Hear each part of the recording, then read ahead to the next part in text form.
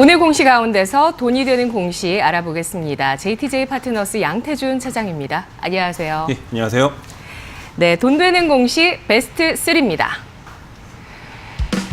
오늘의 베스트 3 공시는 현대홈쇼핑의 신규 시설 투자 공시입니다. 오늘 개장 직후에 이 공시 나왔고요. 현재 주가 0.8%가량의 상승을 기록하고 있습니다. 홈쇼핑 주들은 주가 흐름이 좋지가 않습니다. 최근 들어서 저점 경신들을 해나가고 있는 모습이고요. 홈쇼핑 자체의 성장성이 좀 정체되고 있는 가운데서 여러 홈쇼핑들이 여러 투자들을 하고 지분을 확보하고 그러더라고요. 예, 어떻게 보면은 최근에 이런 중국 관련해서 제지주들이 올라가고 택배량이 증가하면서 상대적으로 이제 홈쇼핑주에도 좀 수혜를 받지 않을까라는 시장의 기대감이 있었는데요. 네. 실질적으로 이제 현대 홈쇼핑을 포함한 이런 쇼핑몰, 즉 이제 이런 홈쇼핑 관련주 같은 경우에는 크게 수혜, 단기적인 관점이다 하더라도 크게 영향은 안 준 것으로 좀 판단을 하고 있습니다. 오늘 공시만 듣고 본다면은 이제 100% 자회사죠. 현대 LNC가 473억 규모의 신규 시설 투자를 진행을 했는데요. 실질적으로 이런 신규 투자를 한다라고 했을 때 당장의 어떠한 실적이라든지 이러한 성장성이 눈에 보이지가 않기 때문에 전반적으로 100% 이제 지분을 갖고 있다 하더라도 현대 홈쇼핑, 즉 홈쇼핑 업황에 대한 상대적으로 지금 부정적인 영향이 있기 때문에 오늘 이러한 공시는 주가에 큰 영향을 주지 못하는 것으로 판단을 하고 있습니다. 물론 장중에 77,500원까지 올라갔다가 지금 다시 한번 좀 밀려서 내려오고 있는 부분들은 있지만은 실질적으로 추세적인 측면으로 봤을 때, 즉 차트로만 일본 기준으로만 놓고 본다 하더라도 꾸준하게 지금 하락 추세로 가고 있는 부분들이 있습니다. 네. 과거 2017년 9월 8일 날 14만 3천 원을 찍고 그 이후부터 꾸준하게 하락 추세로 가고 있는데요. 실질적으로 그때 2017년 9월 달에 그때부터 기관들은 꾸준하게 순매수 누적이 좀 줄어들고 있는 부분들, 그리고 외국인들 같은 경우에는 작년 3월 19일 기점으로 해서 또 꾸준하게 순매수 누적이 줄어들고 있는 부분들로 봤을 때에는 전반적으로 기관들과 외국인들이 아직은 홈쇼핑, 현대 홈쇼핑에 대한 투자 매력을 못 느낀 것으로 좀 생각을 해볼 수 있을 것 같습니다. 실질적으로 지금 수급적인 측면으로 봤을 때에는 최근에 투신권 쪽과 연기금 쪽에서 매수가 들어오고 있지만 아직까지 기술적인 측면으로 봤을 때에는 하락 국면에 접어들었다. 또한 하락이 진정됐다 하더라도 얼마 정도의 또 기간 조정을 거친 다음에 다시 한번 상승 궤도로 올라서는 부분들이 있기 때문에 현대 홈쇼핑 같은 경우에는 추가적인 하락 또는 이 하락이 멈춘다 하더라도 기간 조정 구간이 충분하게 나올 수가 있기 때문에 상대적으로 좀 오랜 기간이 좀 걸리지 않을까 보고 있습니다. 네. 현대 홈쇼핑의 추세를 바꾸는 성장 모멘텀이 등장해야 되겠죠. 이 소식 같은 경우는 현대 LNC가 좋은 소식이지 않았겠습니까? 예, 현대 LNC에 투자를 한다는 거니까요. 그렇죠? 예, 현대 LNC도 M&A해서 이제 현대그룹에 들어온 이런 건자재 업체인데요. 현대 LNC 바닥재, 벽지, 창호 이런 것들을 만드는 기업입니다. 자, 그렇다면 이렇게 하락 추세에 지지선이 필요하다라고 말씀해 주셨던 현대홈쇼핑 몇 등급일까요? 예, 우선은 이제 하락이 멈춘다 하더라도 또 기간 조정이 어느 정도 거쳐야 되기 때문에 우선 4등급을 좀 말씀을 드리고 싶고요. 네. 우선 단기적인 관점이 아니라 우선은 1차적으로 한 74,000원대 바닥권을 형성을 한 것으로 판단하고 있습니다. 그 선이 매물대 하단 라인인데 이 선만 잘 지켜준다라고 했을 때에는 이제 기간 조정이 시작됐다라고 판단해 볼 수 있겠지만은 네. 이 74,000원을 깨고 내려간다라고 했을 때에는 추가적인 하락도 충분하게 나올 수가 있었고요. 지금 최근에 기관들과 외국인들, 즉 투신권과 연기금 쪽의 매수, 그리고 이거래일 정도 외국인들의 매수가 일정 부분 좀 들어오는 것으로 파악이 되고 있는데 기관들과 외국인들이 지금 현재 구간이 이제 바닥권으로 인식을 하고 매수가 들어온다라고 했을 때는 서서히 기간 조정 구간이 지나가면서 다시 한번 올라가겠지만은 또한 투신권과 연기금 외국인들의 매도 물량이 나올 경우에는 74,000원대도 상대적으로 좀 위험한 구간이다라고 판단할 수가 있기 때문에 우선 74,000원대를 꾸준하게 지지해 주느냐, 그리고 기관들 안에서도 투신권과 연기금 그리고 외국인들의 매수가 지속적으로, 물론 중간중간에 사고 팔 수는 있겠지만은 추세적으로 봤을 때 꾸준하게 사느냐를 판단하시고 현대홈쇼핑은 좀 점검해 보실 필요가 있다고 지금 보고 있습니다. 네, 엔지어드 스톤이라는 인공 대리석의 생산 설비의 투자 소식이었습니다. 현대홈쇼핑 74,200원이 신저가인데요. 74,000원의 지지력, 추가 하락이나 기간 조정 가능성 보고 있습니다. 4등급이었고요. 이어서 다음 돈 되는 공시 두 번째 베스트 2입니다. 오늘의 베스트2 공시는 녹십자 랩셀의 영업실적 공시입니다. 녹십자 랩셀 현재 주가는 1.08%의 상승세를 기록하고 있습니다. 최근에 주가 바닥을 형성하고 반등을 해주는 분위기인데요. 백신 위주의 기업이죠. 그렇죠. 예. 우선은 이제 실적 시즌이 돌아왔기 때문에 네.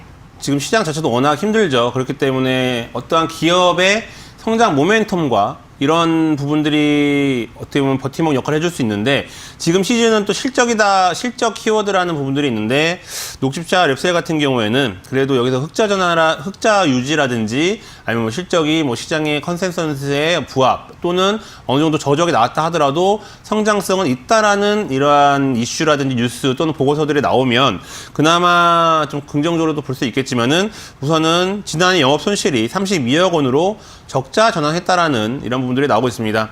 그렇기 때문에 지금 시장 자체가 물론 우한 폐렴 관련해가지고 상대적으로 지금 시장이 많이 위축이 되어 있는 이런 부분 안에서 적자라는 단어가 그렇게 썩 좋지만은 않은 부분들로 해석을 해볼 수 있을 것 같고요. 네. 그나마 좀 다행이다라고 보는 부분들을 봤을 때는 외국인들 매수가 좀 들어오는 것으로 좀 판단이 되고 있습니다. 하지만 차트적인 측면으로 놓고 봤을 때는 아직까지는 좀 옆으로 횡보하는 이러한 구간에 놓여져 있기 때문에 녹십자 랩셀 같은 경우에는 물론 올해 실적에 대한 긍정적인 기대감도 잡혀 있다라는 부분들 보고서도 한두 곳에서 제가 좀 확인해 볼 수 있었는데 아무래도 서로 의견이 상당히 좀 많이 갈리는 부분들이 있기 때문에 이 회사 같은 경우에는 신규 투자 관점보다는 우선은 올해 1분기와 2분기 그리고 앞으로에 대한 성장성을 좀 다시 한번 재점검하고 올해 하반기 때 신규적인 매수 관점으로 좀 접근을 해보시는 게 그러니까 중기 이후에 좀 접근해 보시는 게 좋지 않을까라고 판단을 해볼 수 있을 것 같습니다. 하지만 제약바이오 업종 특성상 상대적으로 또 한 번 이런 제약바이오 업종의 긍정적인 방향에 불었을 때에는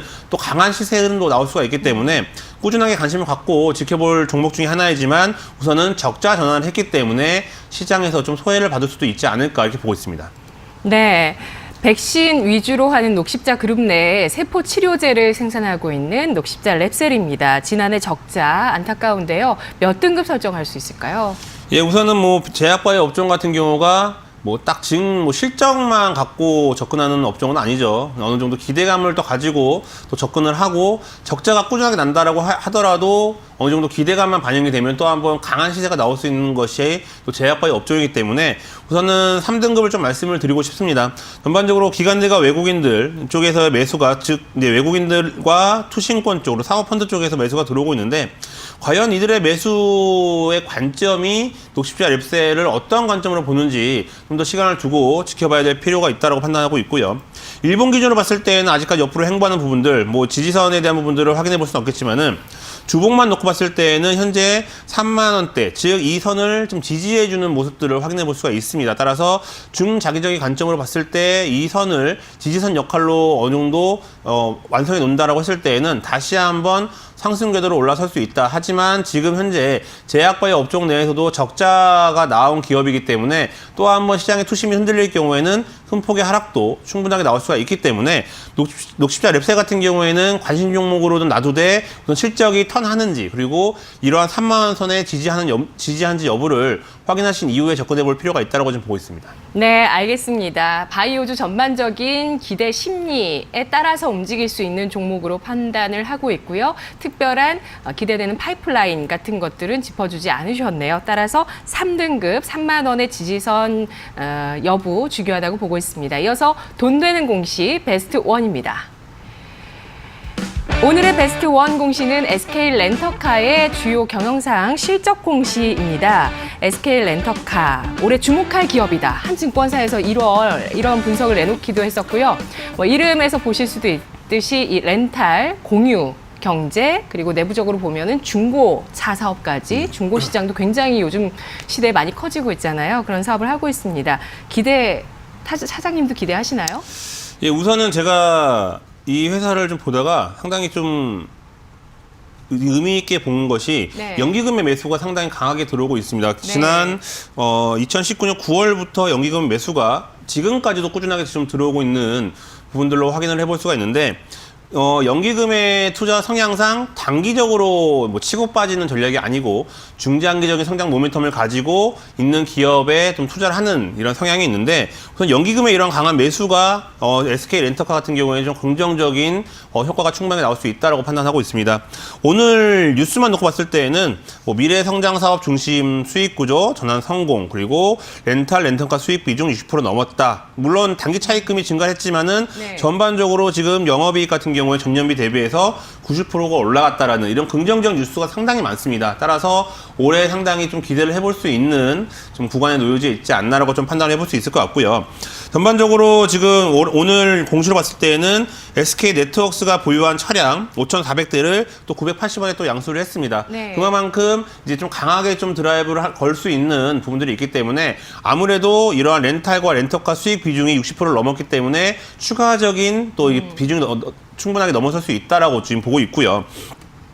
앞서 말씀드렸다시피 연기금의 매수가 작년 9월부터 꾸준하게 들어오고 있기 때문에 이미 연기금은 바닥권에서 꾸준하게 매집을 하고 있는 네. 이러한 모습들을 해석을 해볼 수가 있고 지금 주봉 기준으로 놓고 봤을 때에는 꾸준하게 9,900원, 즉 10,000원 선을 지지하면서 바닥권을 형성을 하고 또한 기간 조정을 어느 정도 거치고 있는 이러한 부분들이 있기 때문에 SK 렌터카 같은 경우에는 정말 장기적인 관점, 즉 올해 연말까지도 꾸준하게 좀 보유하는 관점으로 지켜보신다면은 상대적으로 강한 상승 흐름이 충분하게 나올 수 있지 않을까라고 판단해 볼 수 있을 것 같습니다. 물론 단기적인 변동성도 나올 수 있겠지만은 SK 렌터카 같은 경우에는 좀 중장기적인 모멘텀을 가지고 렌터카에 대한 렌탈 사업에 대한 긍정적인 효과가 충분하게 나올 수가 있기 때문에 뭐 장기적인 관점으로 포트에 넣어 놓으셔도 큰 무리는 없을 것으로 보고 있습니다. 네, 알겠습니다. SK렌터카 지난해 영업이익이 1,000억 넘게 나오면서 전년 대비 90% 증가했고요.